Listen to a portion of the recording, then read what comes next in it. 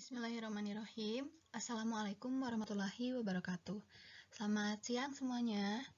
Pada kesempatan kali ini kita memasuki pembelajaran ilmu gizi. Untuk video kali ini kita akan membahas mengenai materi selanjutnya. Setelah kita membahas zat gizi sumber tenaga, maka selanjutnya yang kita bahas yaitu mengenai zat gizi pembangun.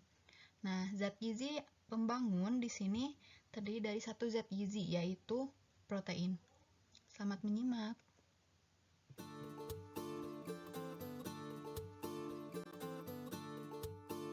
Bisa dilihat di sini ada 10 gambar bahan makanan. Kira-kira yang mana sih makanan yang termasuk sebagai sumber protein?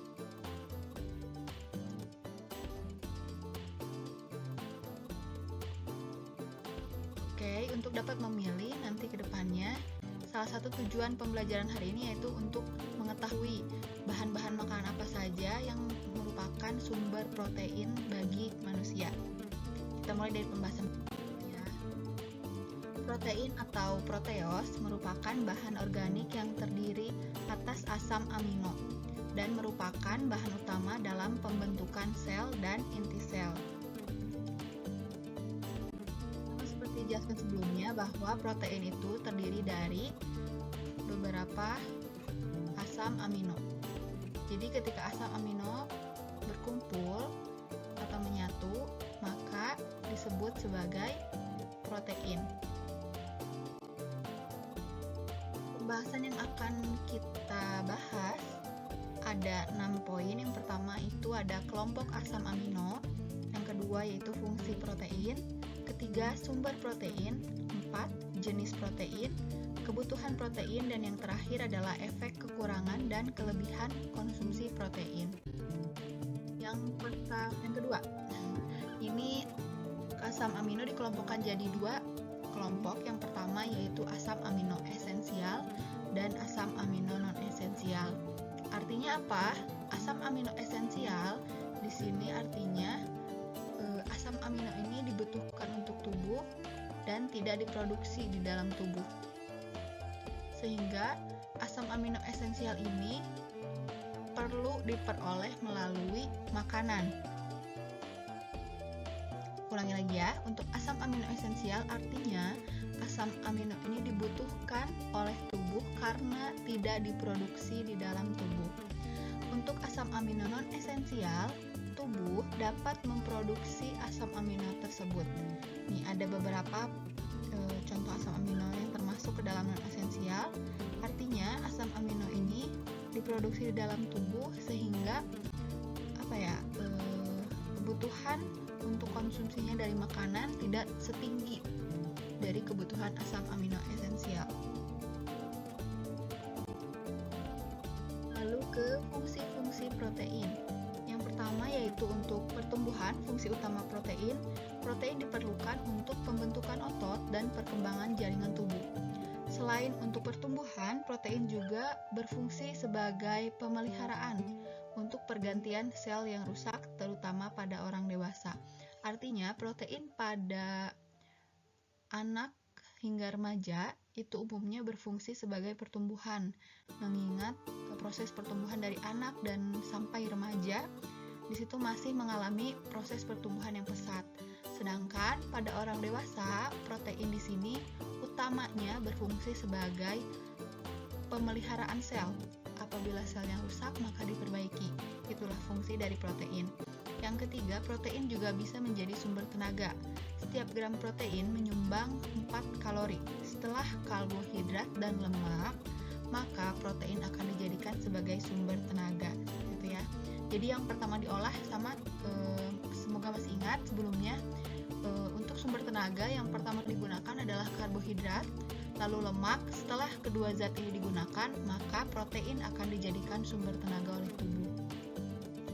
Yang keempat yaitu sebagai pembentuk jaringan serat, pembentuk jaringan pengikat sehingga dapat membentuk seperti rambut dan kuku. Yang terakhir yaitu sebagai pembentuk antibodi. Protein dapat membentuk antibodi serta juga sebagai penyusun otot. Ini adalah sumber protein dibagi menjadi dua kelompok, yaitu protein hewani dan protein nabati. Kalau hewani artinya bersumber dari hewan, bisa daging, ikan, telur, susu. Untuk nabati ini dari tumbuhan, umumnya kacang-kacangan. Di sini contohnya ada kacang almond, tahu, kacang kedelai, dan tempe.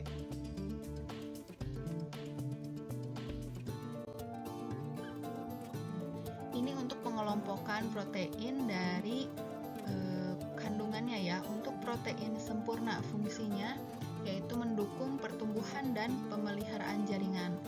Protein setengah sempurna hanya berfungsi sebagai pemeliharaan jaringan.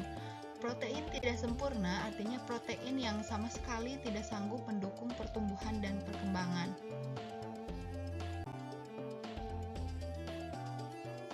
Kebutuhan protein untuk orang dewasa, protein dihitung berdasarkan berat badan, yaitu 1 gram per kilogram berat badan. Artinya jika satu orang dewasa berat badannya yaitu 65 kg, artinya kebutuhan protein orang dewasa tersebut yaitu sebesar 65 gram.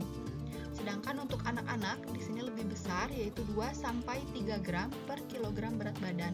Kenapa anak-anak yang nyatanya tubuhnya lebih kecil dari orang dewasa tapi membutuhkan protein yang lebih banyak? Di sini berkaitan dengan proses pertumbuhan anak-anak yang membutuhkan banyak protein agar proses pertumbuhan dan perkembangan anak dapat berjalan dengan maksimal. Sedangkan untuk orang dewasa, seperti dijelaskan sebelum-sebelumnya, bahwa protein di sini dibutuhkan untuk pemeliharaan jaringan karena pada saat dewasa proses pertumbuhan manusia sudah berhenti ya, maka dimaksimalkan secara lebih besar bahwa protein dibutuhkan untuk anak-anak.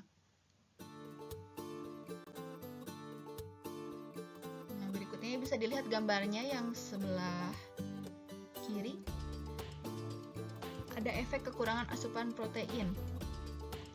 Ada nama penyakitnya yaitu kwashiorkor marasmus. Di sini bisa dilihat perbedaannya. Kedua yaitu efek kelebihan asupan protein. Yang pertama mengganggu metabolisme protein.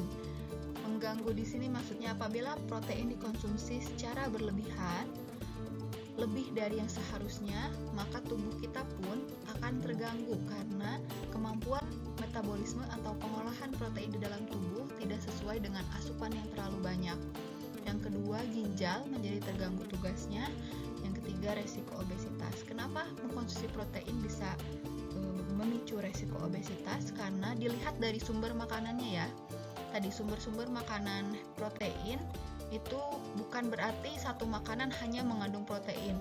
Biasanya makanan yang berperan sebagai sumber protein juga mengandung karbohidrat, mengandung lemak, sehingga apabila dikonsumsi berlebihan, maka bisa memicu resiko obesitas.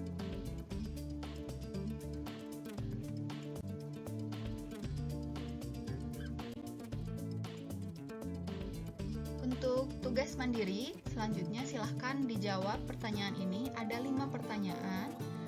Untuk jawabannya boleh dikerjakan menggunakan dokumen langsung di Google Classroom atau ditulis tangan, lalu difoto dan upload melalui Google Classroom. Jadi semuanya terpusat di Google Classroom ya.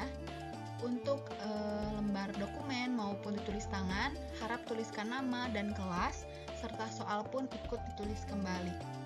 Oke. Sekian untuk pembahasan mengenai zat pembangun protein untuk hari ini. Semoga bisa bermanfaat. Apabila ada yang ingin ditanyakan, silahkan ditanyakan di grup